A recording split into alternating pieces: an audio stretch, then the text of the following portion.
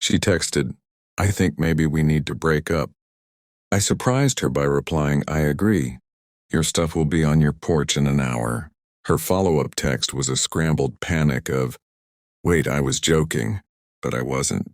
I, 31 male, was sitting at my desk reviewing quarterly reports when the text came through.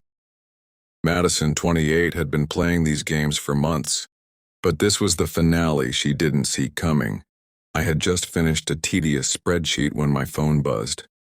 Her text, my heart didn't skip a beat, it just settled. I wasn't hurt. I wasn't angry, just relieved. The text was another one of her tests, a tactic she'd used for months, usually when she didn't get her way. The last time was because I had to work late on a project and couldn't make it to her friend's impromptu dinner party. This time I could feel it was the last time. My thumb hovered over the keyboard. I wasn't going to beg. I wasn't going to plead. I wasn't going to fight for something that was already broken. I typed out my response. "I agree. Your stuff will be on the porch in an hour." The typing bubbles appeared instantly, then disappeared and then reappeared in a frenzy. "Wait, what?" I was joking. "Babe, call me. This isn't funny." This was the final round of a game I was no longer willing to play. I put my phone on silent, pushed the quarterly reports aside, and started packing. The typing bubbles appeared immediately, disappeared, then a flood. "Wait, what?" I was joking. "Babe, call me. This isn't funny. I was testing you. Testing me." There it was. The admission. I put my phone on silent and got to work. Not on quarterly reports, but on packing. 2 years of her gradually moving in without ever officially living here. Time to reverse that process. I started with the bathroom. Her 17 different shampoos, face masks, that expensive straightener, and the medicine cabinet now looked empty without her stuff. Good. Next, the bedroom. Her clothes that she left for convenience, the jewelry box on my dresser, the decorative pillows that served no purpose, and the fake plant she insisted made the room pop. I moved to the living room, her yoga mat, the book she never read but displayed for aesthetics, and the scratchy blanket. The framed photo of us from her cousin's wedding felt like a relic. She looked great, I looked trapped. It was accurate. Finally, the kitchen. Her specialty coffee pods, the juicer used twice, fancy wine glasses, and the air fryer she begged for, only to complain it took up too much counter space. In 45 minutes, I had 6 boxes and 3 garbage bags, neat, organized, ready for pickup. My phone was a nuclear reactor of notifications. 47 missed calls, countless texts and voicemails I'd check later for entertainment. I placed everything on the porch, took a photo, and sent it to her. "Everything's outside.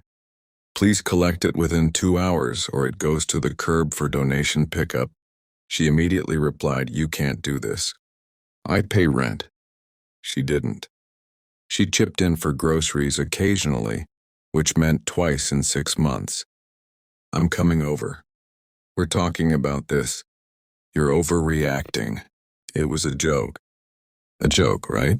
Like when she jokingly threatened to burn my vintage band tees because I went to my brother's bachelor party, or when she jokingly posted on Facebook that she was single because I couldn't afford the Tiffany bracelet she wanted. Hilarious.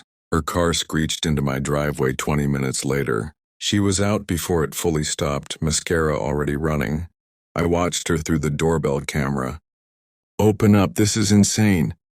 I replied through the mic, "Your stuff's on the porch. Please take it and go." "I'm not leaving until we talk," she screamed.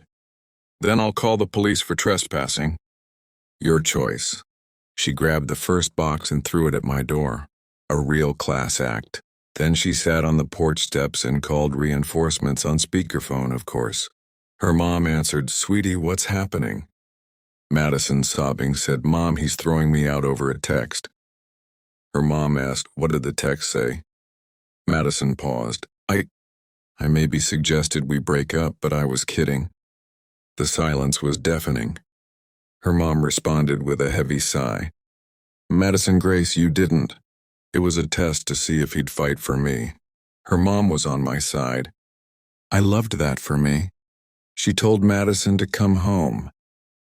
But Madison wasn't done. Oh no, this was just Act 1 of the entitlement show. The next 3 days were a spectacular extinction burst of denial, anger, and bargaining with a side of stalking. First, she tried the classic I'm pregnant move. A 2 a.m. text, we need to talk. I'm late. Late for what, my period? I might be pregnant. My response was calm. Interesting. You've been on birth control for years, and we haven't been intimate in 3 weeks, because you said I was emotionally unavailable. Birth control fails, sure, take a test. Let me know if it's positive. We'll handle it through lawyers. Her final text was a desperate plea. You're seriously going to make me do this alone? You broke up with me. Radio silence. Shocker, no pregnancy. Next came the social media assault. She posted a crying selfie with the caption, when you give someone 2 years of your life, and they throw you out like trash over a misunderstanding. Her friends swarmed the comments with cliches, like men are trash and you deserve better, queen. But some mutual friends knew the real story. My friend Carlos commented, didn't you break up with him though? Madison deleted the post within an hour. Then she tried the possession game, claiming I had things of hers I didn't return. Her grandmother's ring that never existed. A laptop charger that was mine. Sentimental items? Be specific or shut up. I sent one final text. Everything you left here was on the porch. You threw a box at my door, then left with it all. I have doorbell footage, stop. She escalated to workplace drama. She called my office pretending to be from my doctor's office about urgent test results. The receptionist, bless her heart, put her through to my cell. I recognized her voice immediately. Impersonating medical staff is illegal, Madison. This is harassment. Next contact goes through lawyers. She threatened to expose my secrets. What secrets? My browser history? My football highlights and cooking videos? She hung up. The peak entitlement came when she showed up at my gym at 6 a.m. I was mid-bench press. When I saw her at the front desk, pointing at me, the gym staff approached. Sir, this woman says she's your girlfriend and lost her key card. Ex-girlfriend. We broke up 4 days ago. She's not authorized. Madison pleaded, babe, don't be like this. I simply said, she texted me breaking up. I agreed, now she's following me. Security got involved and escorted her out. Her membership was flagged. She screamed about me ruining her fitness journey, a gym she hadn't been to once in 2 years. That afternoon, her friend Brittany called. You need to take Madison back. She's sleeping on my couch and crying constantly. I told her, sounds like a you problem. Brittany argued she made a mistake. Everyone tests their relationships. Healthy people don't, I replied. She's threatening to do something dramatic, like buy a plane ticket to her ex's city. Cool, hope they're happy. Brittany called me heartless. I was just single by Madison's choice. The ex-boyfriend move was pure manipulation. She wanted me to panic, beg her not to go and fight for her. Instead, I blocked her on everything and went about my life. 2 weeks later, Madison's spiral accelerated. The ex-boyfriend trip was a total fabrication. Her cousin DM'd me the truth. She was at her aunt's house 2 towns over, and even her family was tired of the drama. She hired a life coach who contacted me on LinkedIn. Hi, I'm working with someone from your past to clear negative energy blocks. Would you be open to a healing conversation? My response, no. Closure is important, she said. I'm closed spiritually and literally blocked. Then she tried the mutual friends approach, showing up at every group event. Game night at Carlos's? She acted surprised to see me, even though Carlos had specifically texted her not to come. She'd corner people and retell the story, getting more dramatic each time. Version 1, I made a joke and he threw me out. Version 5, I was expressing feelings and he made me homeless. Version 10, he planned this. It was probably another woman. There was no other woman unless you count my Xbox, which was getting a lot more attention now that I had peace. The restraining order threat became real when she started showing up at my work. She'd sit in her car holding signs. The first one said, "Let's talk." The next day it said, "You can't ignore love." Police were called. She got a warning and I filed for a restraining order. But the absolute peak entitlement? She sent her new boyfriend, Trent, to confront me. This poor guy, puffing his chest, said, "You Madison's ex?" "Yep. You threw her out over nothing." "She broke up with me," I agreed. "She didn't like that. She said you were abusive." "Did she mention the restraining order?" I showed him the paperwork, the police reports, the doorbell footage. Trent's eyes widened. "Bro, I'm sorry, I had no idea." "She said you were stalking her." "Run, Trent, run fast." "Already am." "Thanks for the heads up." 1 month later, the restraining order was granted. The judge read through all the evidence, texts, doorbell footage, police reports, witness statements, and said, "Ma'am, you broke up with him." He accepted. "Everything else is harassment." Madison tried to argue it was a miscommunication. The judge asked why someone would joke about breaking up, to which she replied, "To see if he really loved me." The judge's final word: "That's manipulation, not communication." Order granted, but even that didn't stop her immediately. She sent letters through mutual friends which were returned unopened. Her mom called, I blocked her. She created fake social media accounts, I reported them.